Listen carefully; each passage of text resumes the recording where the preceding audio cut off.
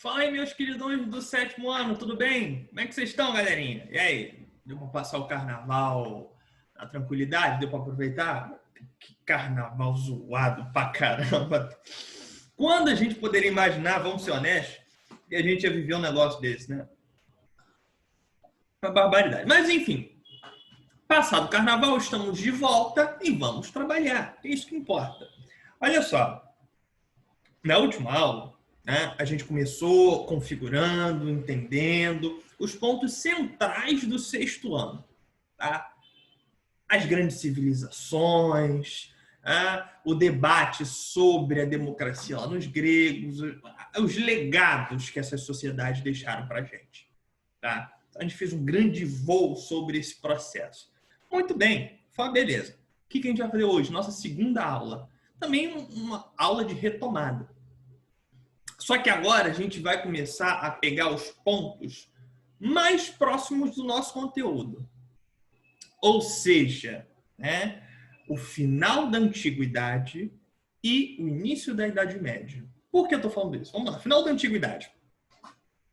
Mais ou menos, a gente está falando ali, gente, a crise do Império Romano, por volta do século 2, 3 depois de Cristo. Tá? E o início da Idade Média a partir do século V depois de Cristo. Por que a gente está pegando essa jogada aí toda? Pelo seguinte, a gente começa o sétimo ano discutindo a crise do feudalismo. Porque esse é o ponto central, a gente entender como a Idade Média acabou, como ela se desconfigurou e surgiu a época moderna. Essa uma das grandes tarefas do sétimo ano, entender a ascensão, a consolidação da época moderna, a partir do século XVI. As grandes navegações, renascimento, reformas, estados, colonização na América, aquela loucura toda. Muito bem, minha gente. Então vamos lá. Mas para isso é essencial que a gente entenda. Eu parei agora para olhar aqui, porque por um momento eu achei que o áudio estava desligado. Já pensou? Estão falando que uns 3 minutos aqui com o áudio desligado. Vai ficar louco. Mas voltando ao que eu estava falando, isso bate o Alzheimer, ó. Sim, para a gente conseguir entender a época moderna, a gente tem que entender o feudalismo. Porque a época moderna, com suas características políticas, o absolutismo, o mercantilismo, a configuração dessa sociedade europeia que vai dominar a América, que vai estabelecer relações do tráfico negreiro com a África, essa Europa que começa a dominar o mundo, porque esse é um dos pontos centrais também do nosso ano. Né? Até então, veja, vou mostrar para vocês já, vou botar o slide na tela.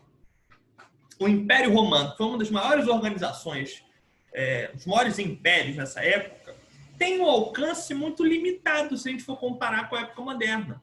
Porque o Império Romano se restringia à Europa, ao norte da África, ao Oriente Médio e algumas relações comerciais com a Ásia, né, tal das Índias. É muito diferente do que a gente vai ver, por exemplo, o Império Britânico, o Império Inglês, no século XVIII, que domina regiões na América, domina regiões na África, na Ásia, na Oceania. Então, o domínio passa a ser muito mais global. Né? Muito bem. Mas para a gente entender tudo isso, a gente tem que entender o feudalismo. Então, vamos falar hoje, finalzinho do Império Romano, alguns pontos centrais, só para você lembrar, para você ter pai em mente, isso tudo reaquecendo, requentando conteúdos do sexto ano. Para a gente entrar em Idade Média e começar a entender que negócio é esse de Idade Média, que negócio é esse de feudalismo e por que isso tudo é tão importante para a gente entender, inclusive, a nossa história. Porque agora a gente começa a entrar nos pontos mais aproximados da nossa história brasileira. Porque nesse período de crise lá do feudalismo, de ascensão dos estados modernos, daquelas modificações todas, que Portugal vai se lançar ao mar, junto na Espanha, chegarão na América, vão dominar, vão conquistar, vão colonizar essas regiões, inclusive hoje o que chamamos de Brasil, e estamos nós aqui falando língua portuguesa. Então tem tudo a ver com a gente. Né? O que nos tornamos é fruto da história. Show de bola. Muito bem. Então vamos botar um slidezinho aqui para a gente começar a ser feliz. Não, minha gente? Já está jogando aqui, só um minutinho. Tá, porque dá aquele delayzinho. Pum. Acho que já está aparecendo aí, né, para vocês. Eu já ia falar, gente, se não estiver aparecendo, me avisa, mas é uma gravação, né? Vamos lá, gente. O Império Romano e seu legado. Um dos impérios mais poderosos, marcantes da história mundial. Tem traços de Império Romano, gente, até hoje. O direito, o latim, que se consolidou nesse período. Claro, não falamos latim, mas ainda muitas coisas que usam o latim como referência, inclusive o próprio direito. A galera que tem parente, advogado, você sabe disso. O direito ainda usa muitas expressões latinas, a gente vê isso por aí à torta direita. Enfim. O que marcou? O que deixou o Império Romano tão famoso? O que fez com que essa organização tenha configurado a história de tal maneira que ainda hoje falamos dela e vemos a presença dela na nossa sociedade, na arquitetura, na escultura, na organização de cidades, um monte de coisa romana. A gente não vai ter tempo para ficar diluindo essas coisas. Isso aí é conteúdo do 6º ano. Mas, assim, você tem traços hoje ainda muito presentes dessa sociedade. O que fez? Sem falar em jogo, sem falar em filme, em série que adoram tratar de temas romanos. Então vamos lá. Gente, falou de Roma, uma das imagens mais clássicas, mais recorrentes, é o Coliseu. Vocês estão vendo aí o Coliseu, que foi a época já dos imperadores romanos, o primeiro estádio do mundo. A galera gosta de futebol, vai ter essa dimensão. Quem já foi ao Maracanã, quem gosta de futebol, etc., vai ter essa dimensão. Porque foi o primeiro estádio, entre aspas, tá, gente? Que tinha jogo de futebol? Não, nem tinha futebol nessa época. Futebol é lá do século XIX com os ingleses. Mas foi o primeiro. Claro, vocês estão vendo hoje, por favor, essa é uma foto atual, tá? O Coliseu ainda existe, está em Roma, é um dos grandes símbolos da capital da Itália, etc, etc, etc. É uma grande marca da história do Império Romano. Ele está quebradinho, claro, já passou muito século, tudo bem. Mas a presença dele foi muito marcante, galera. Era onde os imperadores ofereciam grandes festivais, onde você tinha um confronto dos gladiadores, que marcou a época em Roma. Então, era um símbolo de poder do Império. Porque, para a época, galera, olha isso, presta bem atenção. Isso era pouco depois de Cristo. Para a época, foi uma construção colossal, gigantesca, poderosíssima. E isso tem impactos para a gente, dos mais importantes, porque era o peso simbólico de Roma, do que ela conseguia fazer, do que ela conseguia construir. Era uma coisa grande demais para aquela época. Que conseguia abarcar centenas de pessoas, já fala milhões é exagero, gente, milhares, reunidas para ver espetáculos de gladiadores, combates. Olha a importância disso, né? E aí, para continuar a nossa retomada, isso aí que vocês estão vendo é um mito de fundação de Roma. A cidade de Roma, que foi a capital do Império Romano, de onde todo o Império nasceu e se estendeu, por isso Império Romano, porque Roma foi o seu ponto inicial, e não à toa foi uma das maiores cidades do mundo na época, e, enfim, o impacto, o peso de Roma continua marcante até hoje. É a capital da Itália, por exemplo.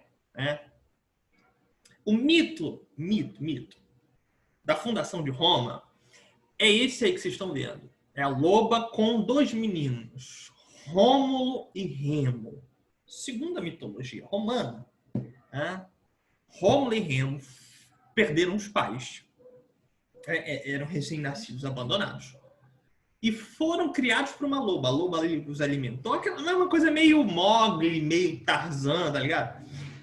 a Lobos alimentou, eles cresceram, coisa e tal, Roma e Remo, papapá. Aí cresceram, ficaram grandes, começaram ali naquela região que vai se tornar a cidade de Roma, criando relações comerciais, políticas, e aí começaram a trabalhar, juntou uma galerinha em torno deles, começou uma vilazinha. E dessa vilazinha, no meio do nada, nasceria um grande império. Roma se tornaria a maior cidade do mundo e continuaria como a maior cidade do mundo durante séculos. Roma e Remo vão brigar, um vai matar o outro, é uma confusão danada.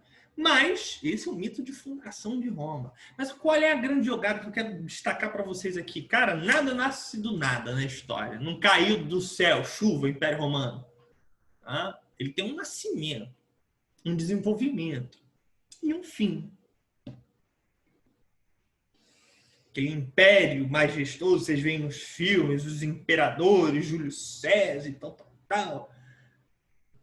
Ele é fruto de um desenvolvimento histórico. E Roma começou do nada, como qualquer cidade.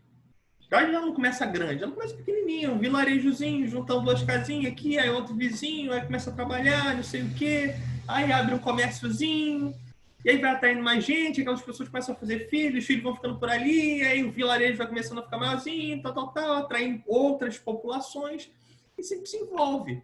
Pode acontecer que não? Pode acontecer que não. Várias cidadezinhas morrem. Por alguma razão, as pessoas foram para outro lugar, quem perdeu interesse, etc. Mas algumas dão certo, como Roma. Tá? Então, sempre pensem a história como processualidade. Ela é um processo, ela é um acúmulo de coisas. Tá? Tem alguém fazendo barulho por aqui.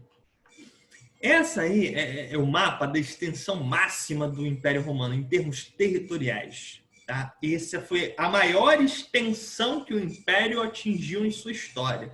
Então, vocês podem ver a capital aqui, Roma, é o centro, o núcleo do Império Romano, na Itália, naturalmente, que vai se tornar Itália depois. Na época, esses países não existiam, não existia a França, né? Era uma região ali. Né? Vão se tornar essas coisas muito depois. E veja, se estendeu por o que hoje é Portugal, Espanha, França, Inglaterra... Olha, Turquia, Oriente Médio, onde estou passando o cursor, hein? Observa aí, norte da África. Pode pensar, se for olhar, mas isso aí é pouco, né? Não, galera, é coisa pra caramba, sobretudo para a época. E para o tipo de centralização que aquilo tinha, o poder que aquilo conseguia externalizar. E Roma foi marcado, o Império Romano, gente, foi marcado por um poderio imenso na cultura, na arquitetura, nos seus grandes simbolismos, nas suas cidades, era tudo muito grande, muito eloquente, grandiosos prédios, tá? Estradas que levavam você para longe pra caramba, ruas, sistemas de canais, eles tinham esgoto, eles tinham, olha, termas naturais, banhos públicos. Essa época o banheiro não é dentro de casa não, tá, galera? Banheiro dentro de casa é uma novidade do século XX para frente, início do século XX. Essa época não tinha banho dentro de casa. Então, como as pessoas tomavam banho? Tal dos banhos públicos. Era uma casa de banho. Tipo assim, você vai lá tomar banho. Era basicamente meio que uma piscina e as pessoas se lavavam ali. Ou quando não isso, naturalmente, nos rios. Tá? Legados de Roma. Como pensar o que Roma deixou pra gente? Como pensar os desdobramentos tão formidáveis dessa organização? Isso aí vocês viram no 6º ano. Deixou para a gente de marcas, além de tudo, foram os desdobramentos políticos. Um império centralizado, um modelo. Roma deixou um modelo. Um exemplo que muitos governos ao longo da história vão tentar seguir. Isso a gente está falando, gente, já depois de Cristo. Napoleão no século XIX, mais de 1000 anos depois, vai tentar imitar César. Adolf Hitler, outro louco, no século XX, vai fazer referências a César, ao Império Romano, tal do Terceiro Reich. E ao longo da a gente poderia ficar aqui falando horas sobre como Roma serviu de exemplo, como cidade, como governo, como tantos governantes, tantas pessoas ao longo da história tentaram imitar Roma. A marca do nosso idioma também vem de Roma. Essa região toda aqui, o que envolve Portugal também, foi a área do Império Romano, portanto falava-se o latim. Os nossos idiomas, português, espanhol, francês, italiano, o inglês menos, vem do latim. São línguas neolatinas. Por isso, inclusive, tem muitas semelhanças às vezes. Tá? Olha Roma aí, inclusive na forma que falamos, no idioma que falamos. E por aí vai. E esse império poderoso, pujante, também vai encontrar naturalmente seu declínio. Tá? Vocês estão vendo aqui algumas pinturas clássicas sobre a história de Roma. Essa aqui é as batalhas dos romanos contra já os germânicos tentando invadir a Itália. Aqui demonstrando o poderio dessa elite romana muito, muito rica. Há historiadores que dizem que na história da humanidade nenhuma elite foi tão rica quanto a elite romana. Tinha tantas terras, tanto dinheiro. Pra vocês terem dimensão de como isso se estende, de como isso é marcante. Tá? Gente, o que fez a crise do Império Romano?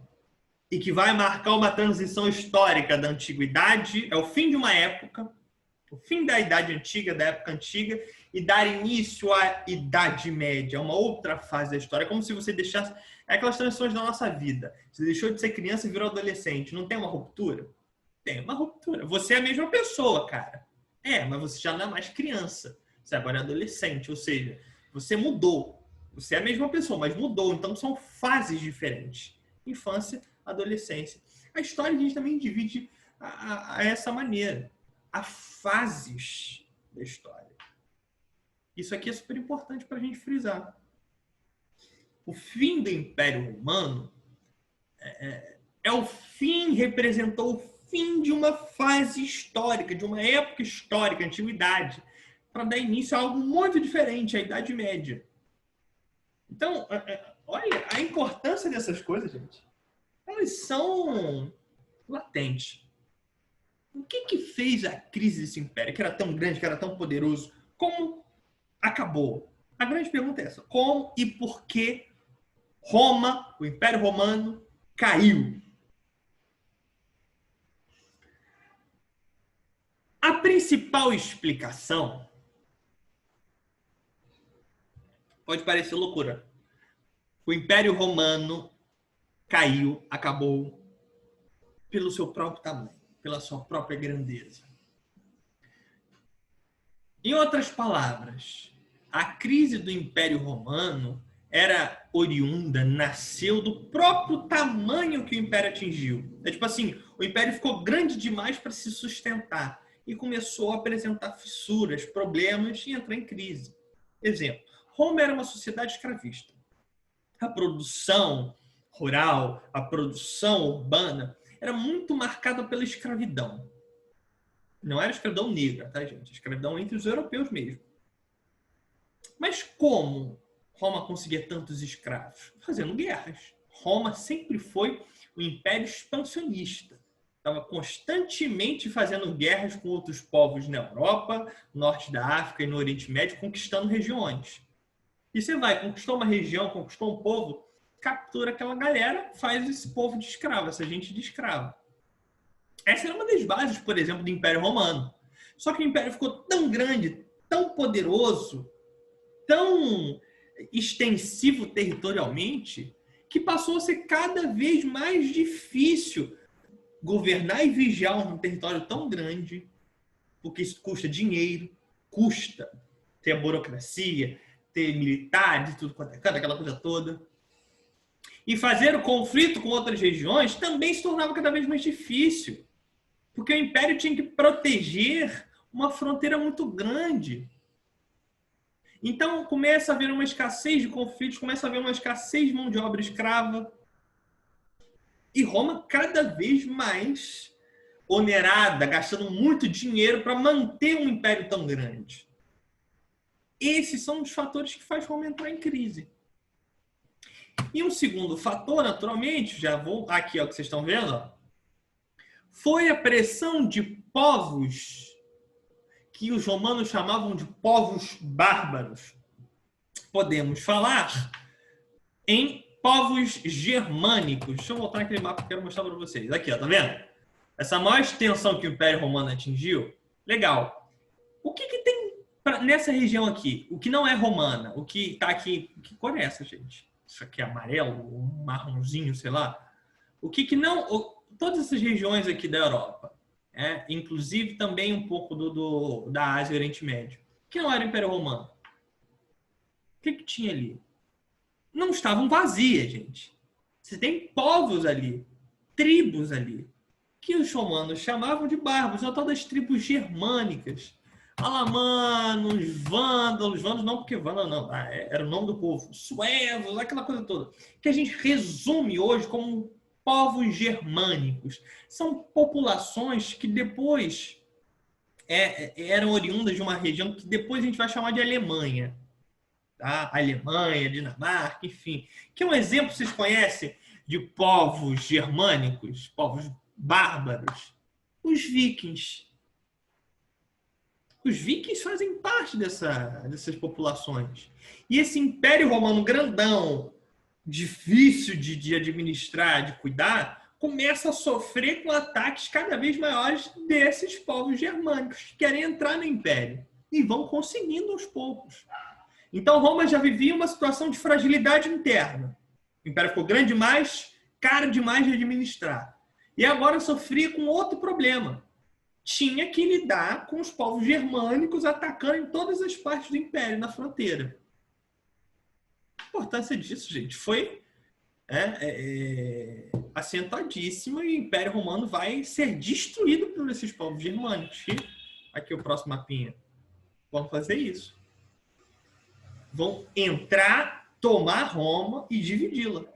Então, aquele Império Romano todinho vai ser fragmentado entre vários povos, ostrogodos, francos, burgúndios, enfim, um conjunto de povos germânicos.